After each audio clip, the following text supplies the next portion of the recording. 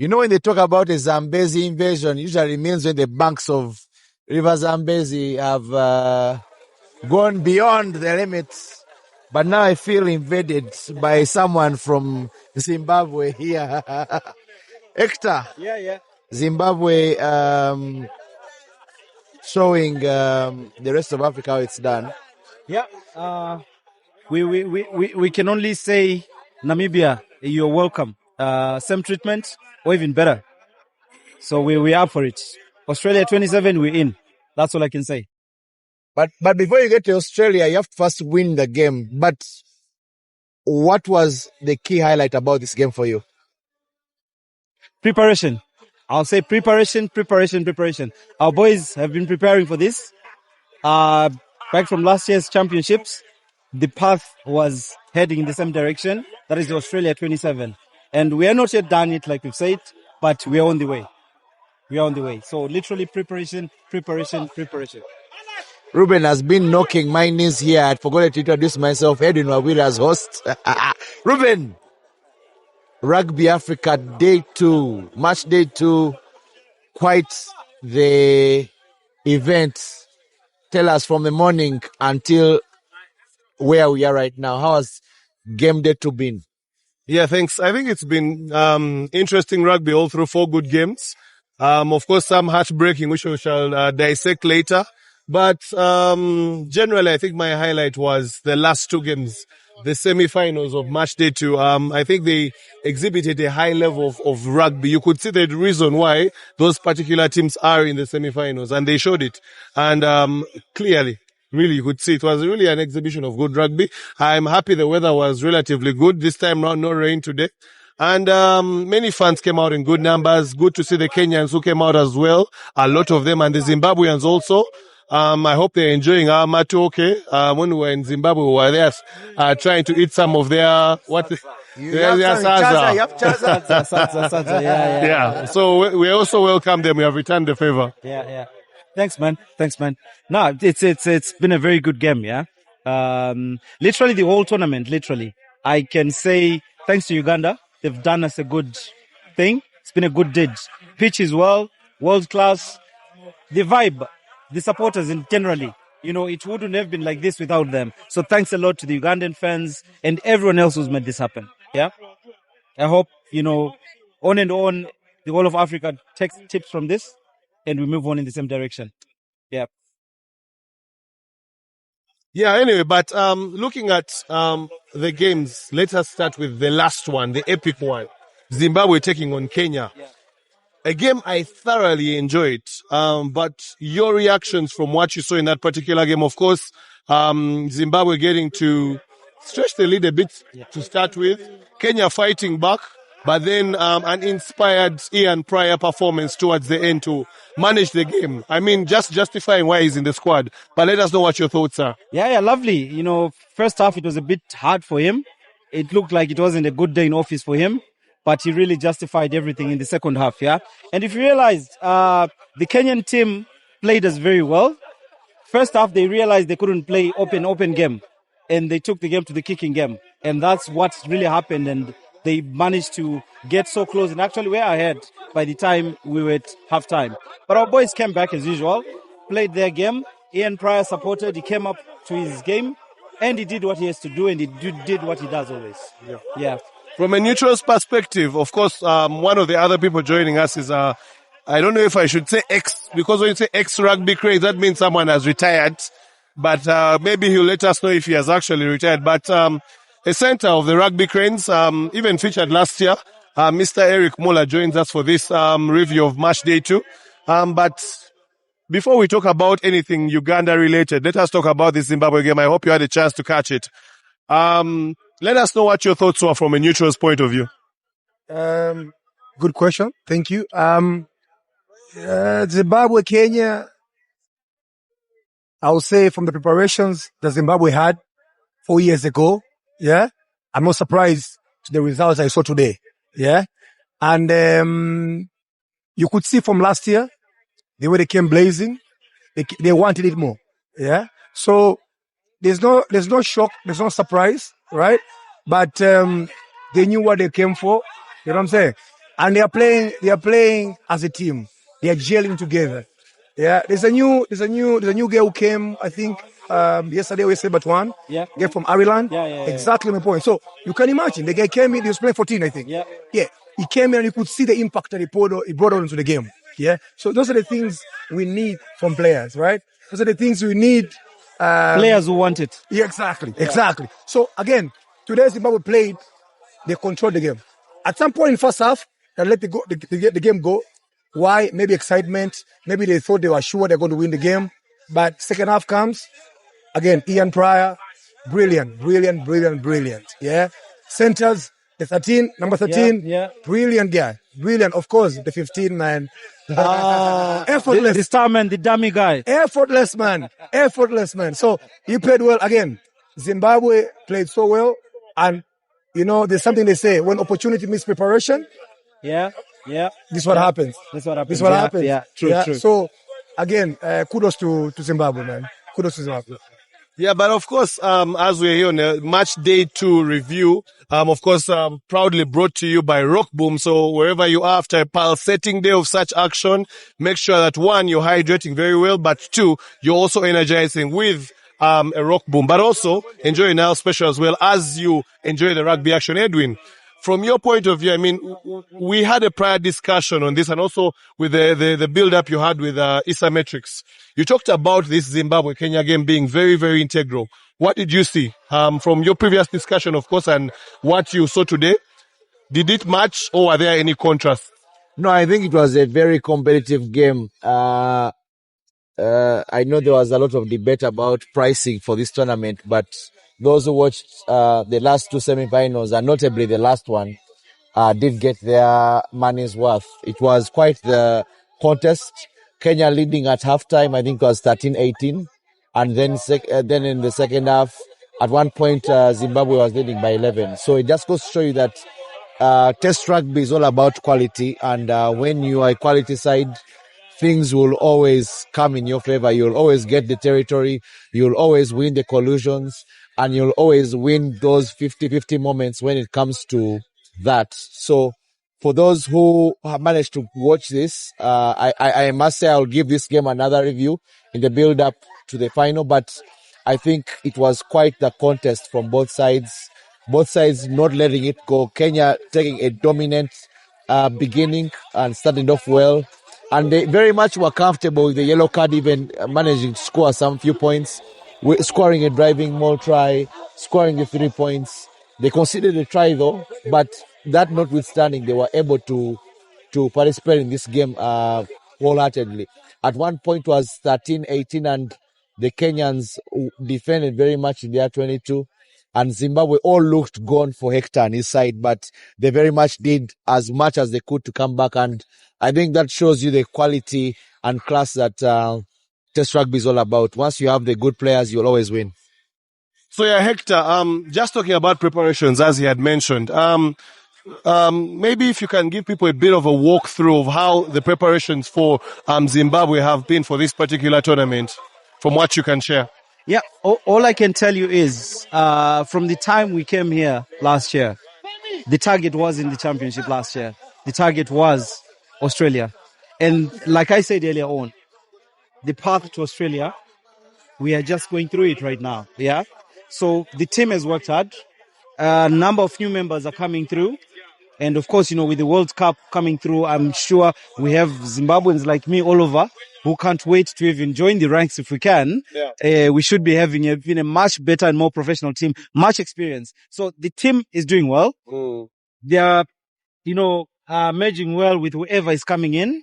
And that's what we want. Yeah. Whatever games we've played, if you followed us from 2024, you will actually see that it's a very similar team that you're seeing. Nothing much has changed, but a few bits and pieces are being added here and there, and the team is becoming stronger and stronger. So the team has gelled together over time.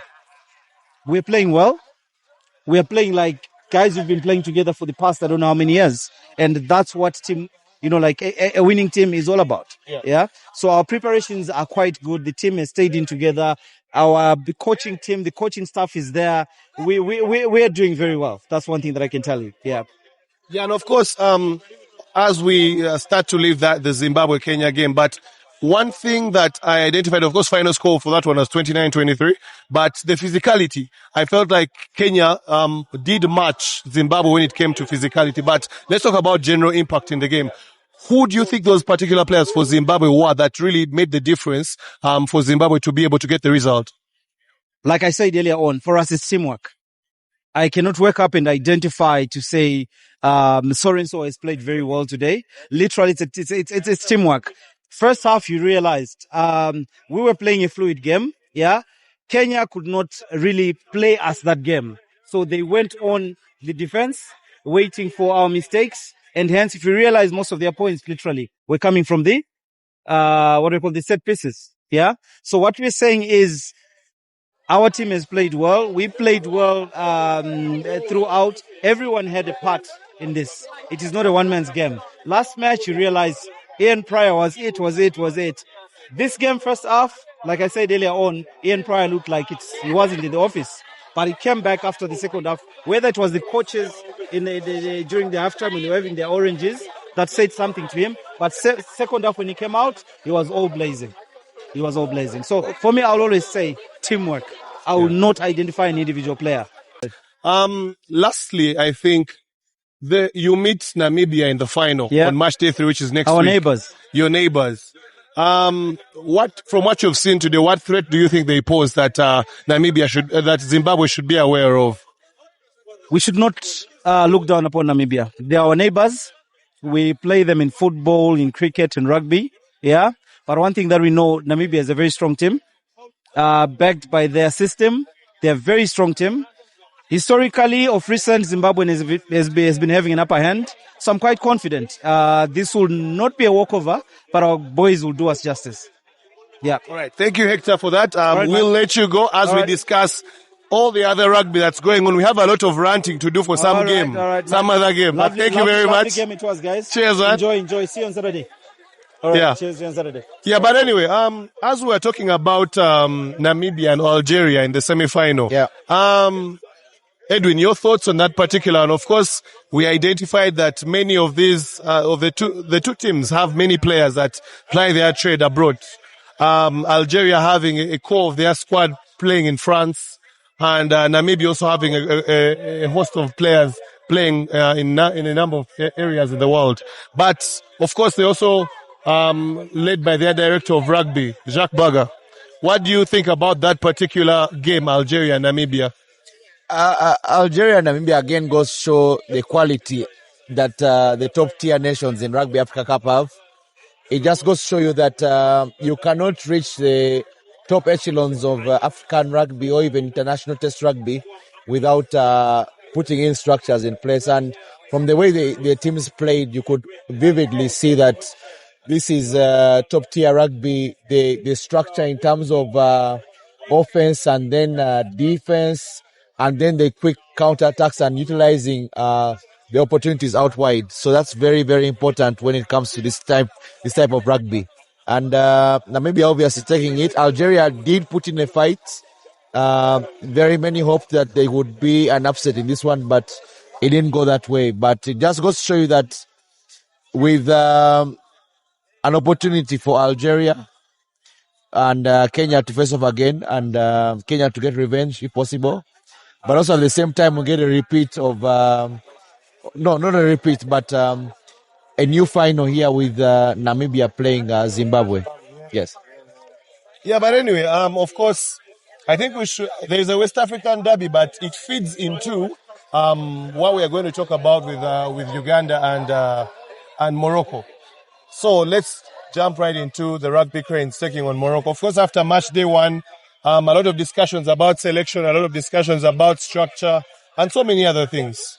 Many were hoping that Uganda would have gotten the job done today so that you avoid the chaos of the 7th, 8th placement game. Remember, the team that finishes in position 8 gets relegated from Tier 1A.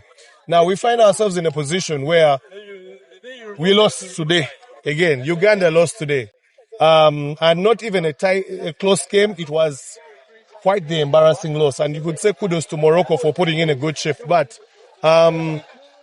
Well, I know you have a lot to say. Let me start with Edwin. Edwin, your initial thoughts about that Uganda-Morocco game. What's the problem? What's not clicking for Uganda? We have played at Nambole so far 5 games. We have only won 1, which was a game against Senegal. 2 games. 2 games, yes. Senegal and Burkina Faso, yes. Pardon my statistics there.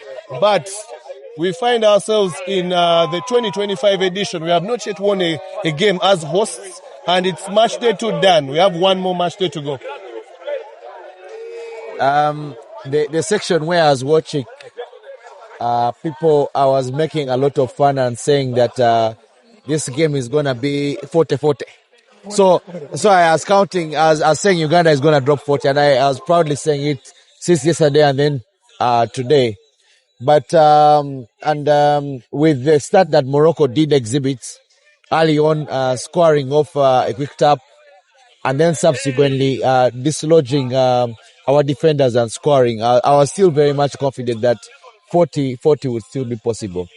But it did dawn on me slowly that this was quite the game where we were being slowly but consistently blown away in manners that we didn't understand. And for me, what was very alarming from my perspective was the set pieces.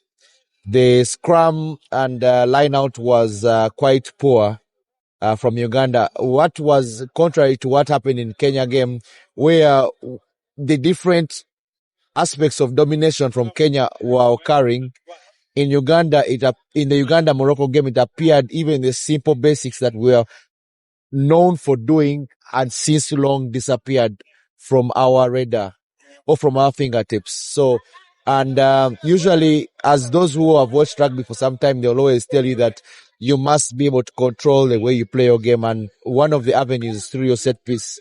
That is scrum as well as line out. But with the missed opportunities here and there, it proved difficult for Uganda to build that late surge.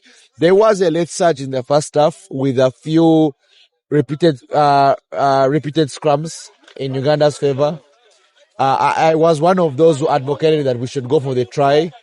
It ended in rather not characteristic way of ending a first half with a cross kick that went dead on no advantage, and that kind of set the mood for the half with that kick going out. The mood of the fans, I was still confident. I very much did believe our 80 minute surge would come in there, and bringing back memories of Zimbabwe last year, I was very confident. But I guess this shows me that assumptions don't necessarily work out in my favor, and I apologize for assuming too much. But it wasn't the best of shows by Uganda, and maybe Mula can take us to the second half. But first half, very confident, and second half were blown away. Yeah, of course, we have a very big disease of starting in a complicated way where we make things hard for ourselves and then we have to chase the game. But, Mula, before I even ask you any particular questions about the game, you have been on that pitch. You have played with some of those boys. This time round, you're in a fans position. How are you feeling, and how was the game from your perspective? How I was feeling so bad because I've played before. I've played with many of the guys, and I know they can perform. But there was something, I don't know what, but there was something that it made them big timid. You know, being timid where you can't express yourself.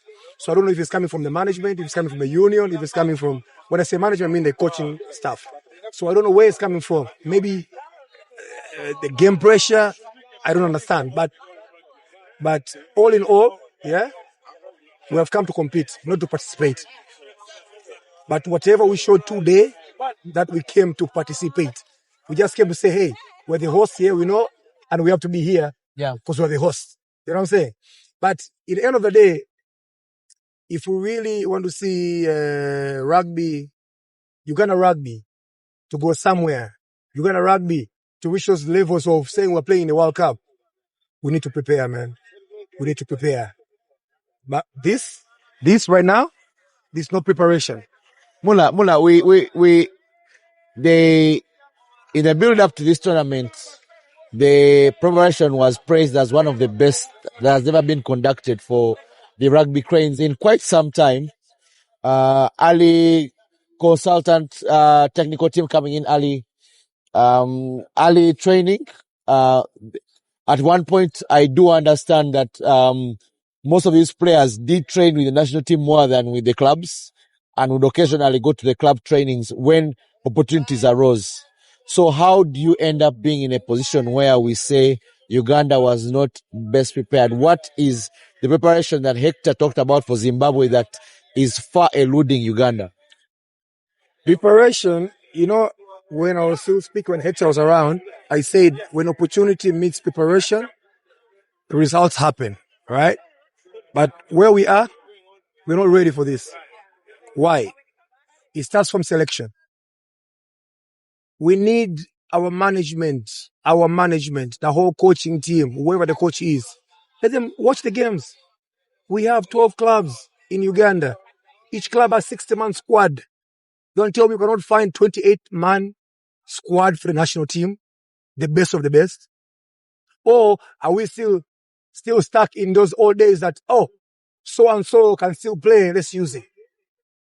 But we know they're new guys, they're new people. Yeah? I'll give you an example. I don't want to use it, but let me use it. I don't want to use it, but let me use it. For example, we are struggling at number 10, yeah? We're struggling. No one has filled in the Ivan Magom's Departure. number 10 position. Yes, the boots, yeah? The boots are now, they're hard to fill. And that's the truth. That's the truth. Yes, Magom has his own problems with the union and everyone else. That's none of our problems. But you don't tell me that all of Uganda, the whole league, we don't have a number 10 that we can choose from. Yeah? We don't have guys who can link up and play well. We are not in sync. Like, we don't know each other, man. Yet we play the same league. We've been training for 6 months. Mind you, 6 months from January. And we even went for a camp. We went for a camp in Namibia, South Africa for 3 weeks. And we come back and we put this. This was pathetic, my guy. Pathetic. As the host nation, this was pathetic. Last week, on Tuesday, we tried to being aggressive and all that, but it was not enough. Kenyans wanted more. Yeah. And we didn't show what it is. We didn't show it. Kisiga broke the line. By the time we reached the 5, you know how many Kenyans were around him? There were 8 of them. Even the slowest Kenyan, it was around him. And you know how many guys were, how many Ugandans were there? Only 2. Only 2. Watch the video. I watched the video. Watch the video. Maybe I'm wrong, but there are 2. The girl who rocked. And Munyani who picked the ball after. Yeah. My point. Why? But why? The Kenyans who are ahead, they just. Us who are behind, why? Where's the reaction? Do we want it? Who are here to participate? So, my conclusion comes here. We need to step up as a nation. Not every day we say, you're good, we shall try next year. Till when, bro? Till when? Till when? We got hosting rights. We have a crowd behind us. We are home. Tuesday, you saw the numbers, man. Today, it was, not so much. Yeah. But we had the numbers on Tuesday. Why? People believe in us. And players put body on the line. Yeah, but particularly before we let you go, Mula, you talked about, of course, being unable to fill the shoes or the jersey of which Ivan Magom had ideally made his. Of course, there are so many underlying issues outside there that are with Ivan Magom and the selectors and, of course, the authorities that be. But I want you to rate for me William Corey's performance today. Of course, we saw Joseph Aredo moving to number 12. So how did William Corey, in your opinion, perform in that number 10 position? But then in general as well, did Uganda have structure? Let me start with the structure. Uganda had no structure, bro. As much as they're saying that they got consultants who gave us structure, I didn't see structure today. We were playing like as if we've not played rugby before. Yeah? Matter of fact, today there was more thinking in terms of number 9, number 10. Yes. Probably maybe they play in the same club. I assume they know each other more. I don't understand. I'm just giving my assumption. But at least we saw ball moving from 9 to the forwards and back and forth. Yeah. But structure-wise, we're not there yet. I don't know. I'll tell you again. When you're on pitch, I'm still playing. I haven't retired. I'm still playing. Just to be clear. Yes, I haven't retired. I'm still playing. Just work commitments. Just to make sure the national... For avoidance of doubt. Yes. Work commitments here and there. Capitalism. Yes. But every time I'm on pitch, yeah, I'm playing next to a person, I be communicating. So what I'm assuming, maybe the communication was bad last Tuesday. Maybe communication was bad today. Maybe people not in sync again. Yeah? But hey, we have great players. Number 9, number 10. And when I gave an example of Ivan Magom, I don't mean whoever played number 10 last weekend they were bad. Yeah. But what I'm saying is they need to up their game. They need to sync more with the players. They need to know, my player, what does it want? A hard ball, a soft ball, a quick ball. How do you communicate to the guy next to you? I'm dealing with the forward. I'm dealing with the backliner. Yeah? Come back to Nkore. Yeah? Nkore is his first cup, yeah? As much as he's played sevens. Many people don't understand the dynamic of sevens and 15s. In 15s, it's his first cup. But I think he stepped up to the game. But he can do better. Can do much better. And for me as a number 10, you need to have control. If a number 10 has no control, then you've lost the game. Aredo, number 12, much better compared to last weekend as number 10. Again, the syncing between him, the number 9 and number 10 was off. It was off. I think you can agree with me on that. But today, number 12, he did his best and actually put something for us. But hey, kudos to everyone, man. Kudos to everyone who played. But we need to up our game. We need to get there. We need to prepare. Mentally, physically, emotionally. You know what I'm saying? We need to prepare. We know our dynamics of saying they don't pay us enough. We know that. By the time you're selected here, you're ready to serve. Don't give us that excuse. You're not paying me enough. Bro, if you're not paying you enough, they don't come here. Stay home. But if you are part of the national team and you're representing the country, put your body on the line. And one last thing. Shout outs to my guys of Grindhouse. Sensei, we're here. Yeah, and of course that was Eric Muller, Pirates player and Rugby Cranes player as well, giving his very, very candid thoughts. But we are still pushing this conversation, just trying to understand match day 2, what happened in all the different games. But a couple of new guests here for us to do a bit of a review. On my right is Mr. Tony Okello, and on my far left is Mr. Brian Muhumuza. I'll start with you, Brian. First and foremost, before we get into Uganda and all that, how has match day 2 been for you? A great experience. Of course, without Uganda, heartbreak there, but as we built on from the second game to the third game, Algeria, Namibia, the quality of the rugby stepped up. Of course, Namibia didn't want to experience what they experienced last year, losing in the semis, so they took care of business. And then when they got to the fourth game, you had a feeling that the fourth game, Kenya, Zimbabwe, had some sauce to serve. Of course, being our fierce neighbors, majority of Ugandans weren't going to, want to see Kenya going through. Zimbabwe have a following here. They play very good rugby. So he thought, them being defending champions, they wanted to step foot and be in the final, because of course this also doubles as the World Cup qualifier. So yes, experience-wise, quality-wise, rugby was amazing. So a good day too. Yeah, and of course, many people online were, especially the Kenyans, were in shock, and they were actually disappointed that why are many Ugandans supporting Zimbabwe instead of their neighbor, Kenya. Guys were saying together to Nawakilisha, but here with Tony Okello, he has a bit of a connection on the other side, Kenya, but also with Uganda as well. But Tony, I want to know your thoughts. Let's get right into the game. Uganda, Kenya, from your perspective, what did Kenya do? What did Morocco rather do better in that particular game against Uganda? And what did Uganda not do right? 2 games, 2 match days, 2 losses. I think Morocco did their assignment very well in terms of getting reviews of how Uganda is playing. And always, I think even Kenya uses the tactic.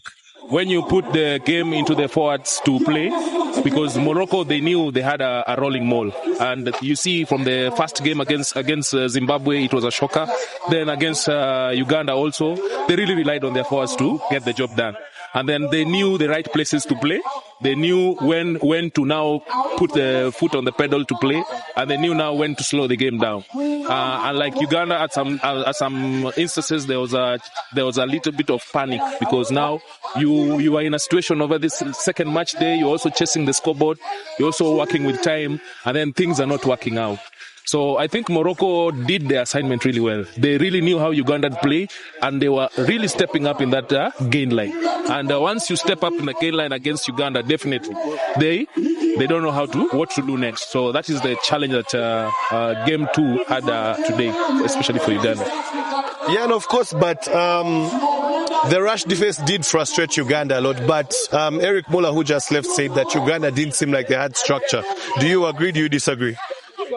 I do agree, especially let's go back to match day 1, because Kenya was in their review, they were like Uganda didn't have a structure in the first game, but because being a derby, with derby there's a lot of feelings involved, there's a lot of everyone, their antenna is up, especially at the stakes that is involved, Kenya, Uganda.